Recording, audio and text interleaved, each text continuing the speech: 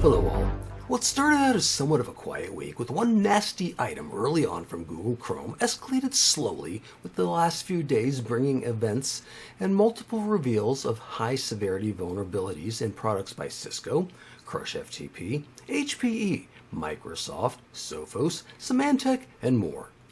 To offset some of the constant sky is falling reports, in our ransomware, malware, and vulnerabilities news section, we do have several links to good news of arrests and takedowns by U.S. and international authorities, scoring some nice wins for the good guys. This video commentary is from the RedDotSecurity.news website, and it contains a plethora of links to other items that are not mentioned here that are worth skimming to see if they pertain to you or your particular environment. There is a lot more than what's provided in these opening comments. So, on to the headline news. Cisco Identity Services Engine scored a perfect 10 on the Common Vulnerabilities and Exposure scale for a defect that can allow an unauthenticated attacker to take over the system, gaining root permission. Didn't we just patch for this 2 weeks ago? Hopefully they get it right this time. CrushFTP emailed their clients late in the week about a zero-day vulnerability that they'd found to be under active exploitation. Now, in a serendipitous twist, CrushFTP had released an updated version just a few days earlier that was patching something else, and they found that the new version also mitigates this new flaw. Users are urged to immediately upgrade to the latest available version. Google Chrome had yet another zero-day show up this week. Actually, 6 different flaws were patched via the update. Naturally, one was in the V8 JavaScript engine.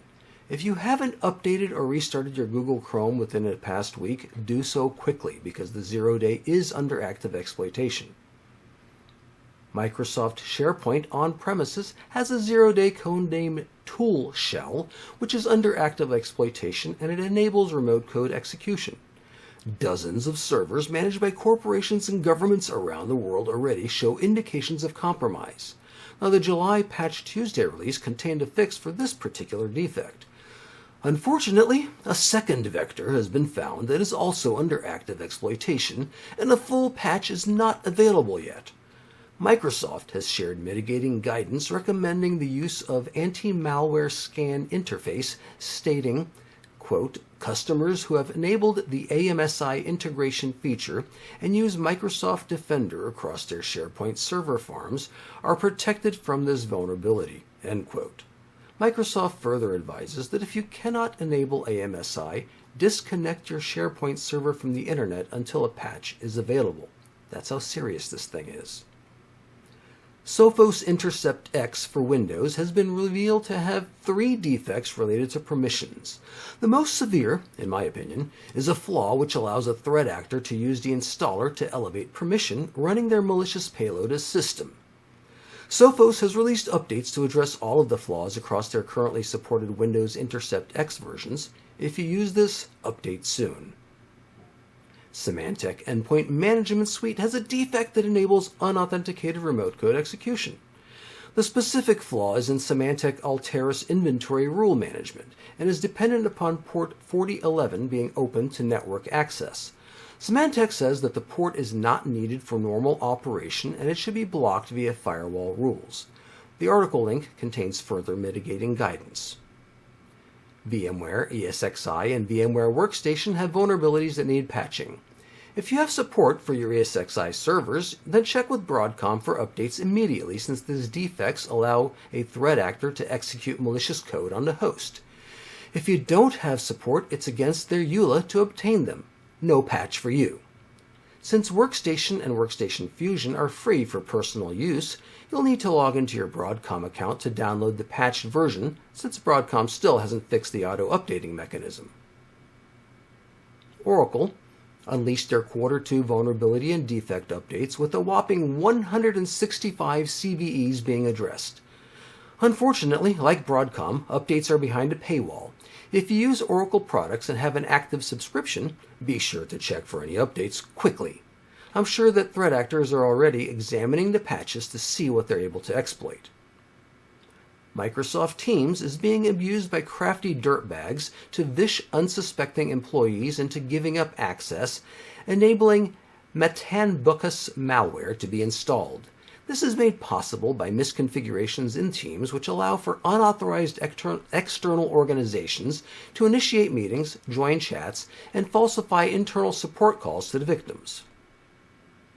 Rise of the machines is inevitable. Several articles this week highlight advances in robotics and AI. One describes how a gallbladder procedure at Johns Hopkins University was completely performed via autonomous robotic surgery with 0 errors. Another predicts the eventual replacement of humans on farms as robots and drones take over most of the tedious work of growing and harvesting. The third article, in a bit of macabre science reality, not fiction, shows that robots will soon be capable of repairing themselves by harvesting parts from others, and even building entirely new robots. Thankfully, when Grok 4 went live last week, Skynet wasn't born yet, so we still have some time. Ugh, it happened. A user on my network got a nasty virus this past week. Due to legal and other reasons, I wasn't able to restore from a backup or erase the affected unit, so containment and deliberate eradication of the virus was initiated. Unfortunately, full containment wasn't achieved, and due to sharing the same network and imperfect isolation, I found that I too am now infected. You'd think that I'd know better. For me, it started with the slowdown in processing, something I mistakenly attributed to an increase in my daily workload this past week. I then noticed that searches were often turning up incorrect or empty results. There were extended pauses when my system seemed to just zone out. That's when my system started overheating and sputtering. I knew that I was in trouble when liquid started seeping from the area around the CPU. I performed a virus scan, and sure enough, my wife had passed her COVID on to me. Thankfully, my isolation is quite solid. My wife is doing significantly better now, and I think that I'm still making sense, despite my processor being rather compromised at the moment and still at the cusp of this horrible thing. Keep the shields up, even the biohazard ones.